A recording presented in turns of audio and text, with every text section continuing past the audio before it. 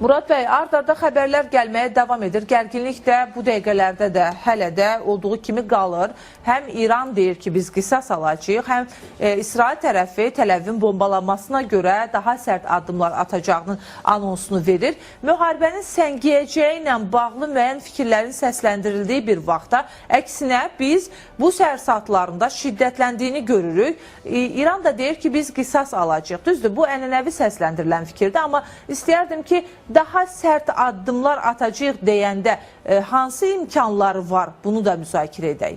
Siz gözəl dediniz ki, hər bir ritorikanı səsləndirmək olar, amma onu həyata keçirmək üçün sənin resursların olmalıdır.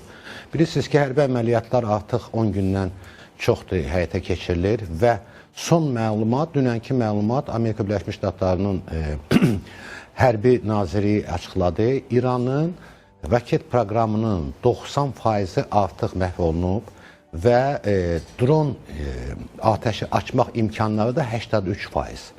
Yəni bu 10 gün ərzində bu qədər İranın o cavab vermə imkanları neytrallaşdırılıb.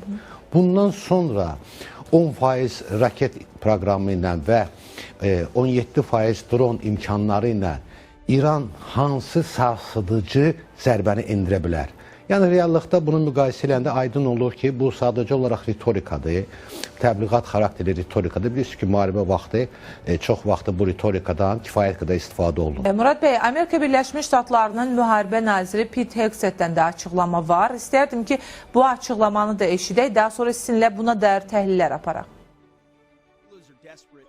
İranın yeni liderinə demək istəyirəm ki, prezidentimizin sözlərinə qulaq asmaq ağıl addım olardı. Nüvə silahı yaratmağa can atmamaq və bunu birbaşa bəyan etmək kimi məsələlərdən söz gedir. İrana endirilən zərbələr nəticəsində yaralana biləcəyinə dair şayələrlə bağlı suala isə cavab verə bilməyəcəm. ABŞ düşmən tam və qəti şəkildə məğlub edilənə qədər geri çəkilməyəcək. Lakin biz öz qrafikimizə və öz seçimimizə uyğun hərəkət edəcəyik. Biz üstün və zəifləməyən diqqətimizi məqsədlərimizə yönəltdiyimiz üçün qalib gəlirik. Biz əslində İranla bağlı bu fikri səsləndirdik. Amerika Birləşmiş Ştatlarına dair də eyni mövqedən çıxış eləyə bilərik ki, ritorikada fərqli biz tendensiyanın şahidi ola bilərik, amma əməldə əsas hansı addımlar atılır, bu müzakirə olunmalıdır. Və yeni liderlə bağlı onsuz da hazırda xeyli xəbərlər yayımlanır. Hansı dəqiqdə, hansı dezinformasiyadır bilmirik. Amma Pete Hegsethdən gələn açıqlama odur ki, Amerika Birləşmiş Ştatları prezidentinin dediklərinə əməl etməlidir. O da Xameneyinin oğludur, əməl edəcəyini gözləmirik. Ancaq əməl etməsə nə baş verəcək? Çox güman ki, Amerika Birləşmiş Ştatları İsraillə bir yerdə müharibə başlayarkən xüsusi plan hazırlayıb və onlar o plandan ibarət olaraq müəyyən məqamları da açıqlayıblar. Məsələn, vaxt.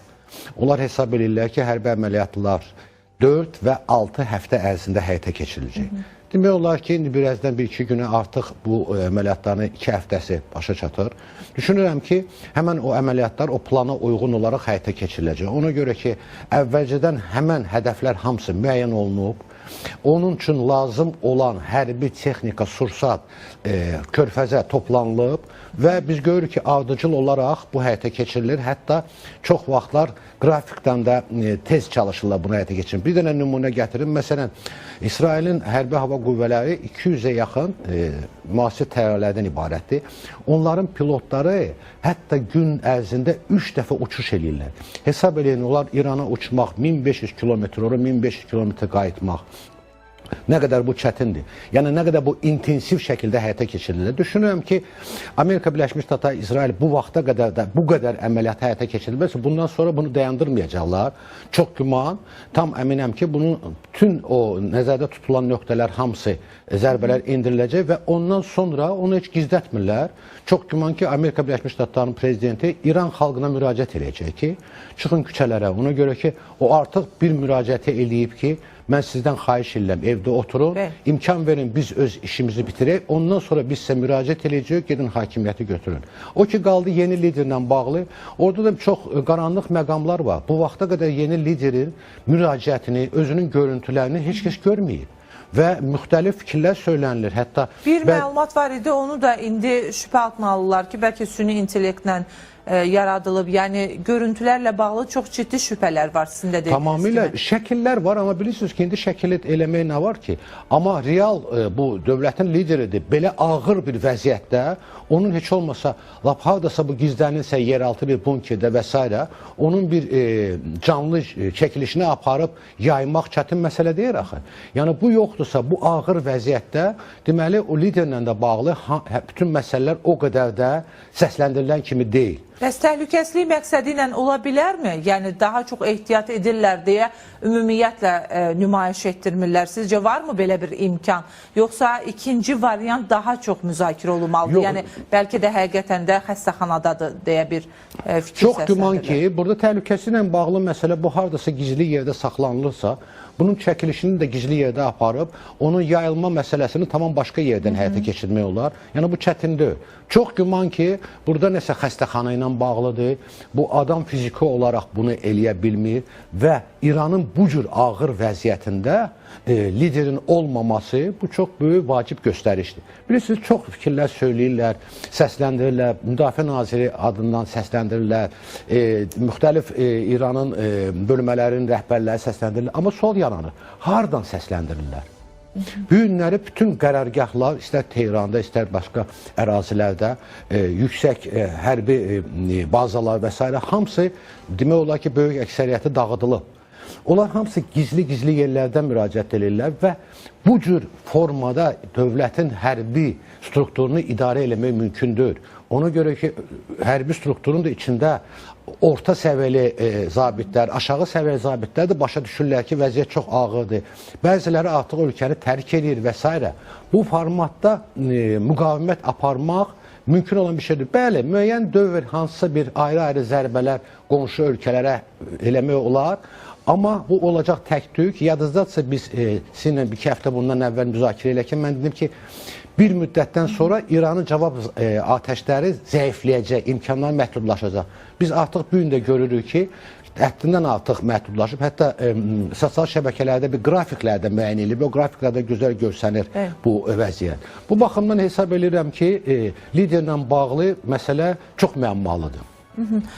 Murad bəy, bir də Küveyt dövlətinin əmrindən açıqlama var. Bilirik ki, hazırda ərəb ölkələri çox ciddi hücumlara məruz qalır. PUA-ları zərərsizləşdirirlər, raketləri zərərsizləşdirirlər. Hər biri ard-arda bu xəbərləri verir və İranı da qınayırlar. İstəyərdim Küveytdən gələn açıqlamanı da təqdim edək, daha sonra buna yönəlik müzakirə aparaq.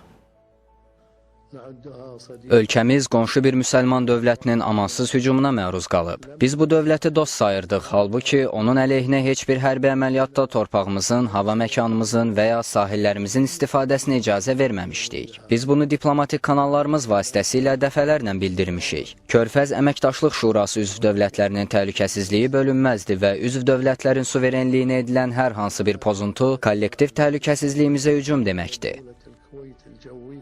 Düzdür, bu yöndə açıqlama verirlər ki, bizim kollektiv təhlükəsizliyimizə hücum deməkdir, biz bunun yol verilməz olduğunu düşünürük, amma ciddi hərəkətə də keçmirlər. Əlbəttə ki, Amerika Birləşmiş Ştatları və İsrailin bu müharibəyə cəlb olunduğu bir vaxtda ərəb ölkələrinin də əlavə cəlbi çox da ciddi dəyişiklik yaratmayacaq, amma hər halda sizcə cavab vermək hüququnu özümüzdə saxlayırıq deyən ərəb ölkələri bu məsələdə niyə biraz da ehtiyatla davranırlar, həm də Hörmüz boğazı onsuz da bloklanıb onlar üçün? Ona görə ki, bilirsiniz, məsələn, Katarı götürür, Bəhreyni götürür, Birləşmiş Ərəb Əmirliklərini götürür. Bunlar əraziyə baxsaq, Körfəzin o bir tərəfində yerləşiblər və İran üçün çox yaxın məsafədədirlər.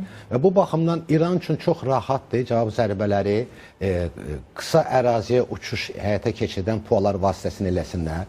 Ona görə onların vəziyyəti biraz çətindir bu baxımdan. Amma niyə qoşulmurlar? Bu ehtiyac yoxdur axı. Katarın nə imkanları var ABŞ-la İsrailin hərbi qüvvələrini müqayisə eləyəndə? Sadəcə olaraq onlar istər Katarda, istər Birləşmiş Ərəb Əmirliklərdə onların əsas məqsədi özlərini müdafiə eləməkdən ibarətdir. Amma əlbəttə ki, beynəlxalq qanunvericiliyə görə onların cavab verməyə imkanları var və doğrudan da İranın bu cür addımları qəbul olunmazdır. Sizin müharibəniz İsraillə ABŞ-landır, müharibəmizi də o ilə həyata keçirdir. Amma qonşu ölkələrin buna nə daxlı var? Katarın ərazisində bəli, Amerika Birləşmiş Ştatlarının hərbi bazası var. Amma o bazadan sizə qarşı hər hansı bir təhlükə olmayıb axı. İstər o bir körfəz ölkələrindən. Bu baxımdan mən hesab edirəm ki, İranın bu cür davranmağı qonşu ölkələrə, xüsusi olaraq müsəlman ölkələrinə qarşı bu çox qəbul olunmazdır və bu gələcəkdə heç kəsin yadından çıxmayacaq. Murad bəy, yeni görüntülərimiz var. Tamaşaçılarla bu görüntüləri paylaşacağıq və dedik ki, İran Təl-Əvivə zərbələr endirir. Eləcə də İsrailin İran ərazisinə zərbə endirməsi ilə bağlı xəbərlər var. Hazırda izlədiyiniz görüntülər isə Təl-Əvivdən olan görüntülərdir. Gecə saatlarında da Təl-Əviv atəşə tutulub. Bir daha qeyd etmək istəyirəm ki, 2 Azərbaycan vətəndaşı da İsraildə həyatını itirib və 2 Azərbaycan vətəndaşının həyatını itirməsi ilə bağlı xəbər həm də oradakı səfirliyimiz tərəfindən də təsdiqlənib. Onların həm də İsrail vətəndaşı olduğu deyilir. Tikinti şirkətində çalışıblar. Elə işlədikləri yerdə də həyatlarını itiriblər. Müharibədə Azərbaycan vətəndaşları da. Bu hadisələrin fonunda bir də Murad bəy, Hörmüz boğazı ilə bağlı dediyimiz kimi hazırda çox ciddi problemlər var və gəmilərlə ərazinin minalanmasına dair xəbərlər yayımlandı. Amerika Birləşmiş Ştatları prezidenti sərt xəbərdarlıq etdi və artıq 16 gəminin vurulmasına dair də məlumatlar təqdim olunub. Təbii ki, ora, yəni Hörmüz boğazı neft tankerlərinin keçidi üçün də istifadə olunur və indi bunun tıxanması, yəni bağlı qalması həm də neft baxımından, neft qiymətləri baxımından çox ciddi problemlər törədir. Bu istiqamətdə istəyərdim ki, atılan addımları şərh eləyək. Bəli, dünənləri Amerika Birləşmiş Ştatları prezidenti bu ilə bağlı xüsusi tweet yazısı oldu. Qeyd elədi ki, bu qəbul olunmazdı və ABŞ bunun qarşısını almaq üçün əlindən gələn bütün imkanları həyata keçirdi və artıq dünən bu gün mən görürəm sosial şəbəkələrdə də Amerika Birləşmiş Ştatları baş qərargahı tərəfindən də paylanan məlumatlar da kifayət qədər deməli İranın hərbi dəniz qüvvələrinin kiçik tutumlu gəmilərinə zərbələr endirilir. Onların böyük tutumlu, demək olar ki, iri gəmilərin 50-yə yaxını artıq ABŞ tərəfindən məhv olunub, amma kiçik tutumlular var. Və ardıcıl olaraq dünən bu gün ABŞ əməliyyatları keçirdir onlara qarşı və bunun qarşısını almaq üçün. Bəli, Hormuzla bağlı siz düzgün qeyd elədiniz, neft bazarının da olan vəziyyətə təsir edən amildir. Belə orta götürsək, dünya bazarına çıxarılan neftin təxminən 20%-i və maya qazının da 20%-i həmən o körfəzdən keçir. O təsir edir. Amma nəzərə almaq lazımdır ki, o körfəzdən keçən neftin böyük hissəsini Çin alır. Çin də bu günləri İrana çox ciddi təzyiq edir. Bir məsələ deyim, dünənləri yeganə bir dənə tanker oradan keçib, o da Pakistan aid olub. Pakistan Silahlı Qüvvələri də bununla bağlı bəyanat verib ki, bizim gəmilərə hər hansı bir zərbə endirilsə, İran Pakistan Silahlı Qüvvələri ilə üzbəüz dayanacaq və biz bilirik ki, İran hər zaman Pakistanın silahlı qüvvələrindən çəkinib. Bu baxımdan artıq Pakistan öz gəmilərini oradan keçirdə bilir. Amma ümumi dünya bazar qiymətlərini götürsə, gördünüz ki, bu şənbə bazar günü birdən güya neftin qiyməti 110 dollara qalxdı. Hətta 119 dollara qədər qalxmışdı. Amma bu biraz mətbuatda bir mənalı verirlər, amma bu fərqlidir. Bu qiymətlər real qiymətlər deyil. Ona görə ki, dünya bazarının neft birjaları 5-ci gün axşam bağlanılır və 1-ci gün açılır. Şənbə bazar günü balaca xırda birjalar fəaliyyət göstərir. Onların da maliyyə imkanları çox məhduddur. Ona görə qiymət oynayır. Gördünüz ki, 1-ci gün böyük birjalar açılan kimi yenə qiymət qayıtdı 80 dollara. Ona görə ki, bu günləri dünya bazarında kifayət qədər neft var. Bu baxımdan neftə o qədər də ehtiyat yoxdur. Deyim ki, sizə böyük iqtisadiyyətlər inkişaf edir, Çin və Hindistan. O zaman neftin qiyməti artılıb. Amma körfəz, bəli, təsir edəcək. 5, 10, 15 dollar qiymətə təsir edir. Amma o ciddi qiymətlər 100, 110, 150 hansı ki səsləndirirlər. İnanmıram ki, o dərəcəyə qalxsın. Murad bəy, təşəkkürümüzü bildiririk sizə. Minnətdarıq studiyamıza gəldiyiniz üçün.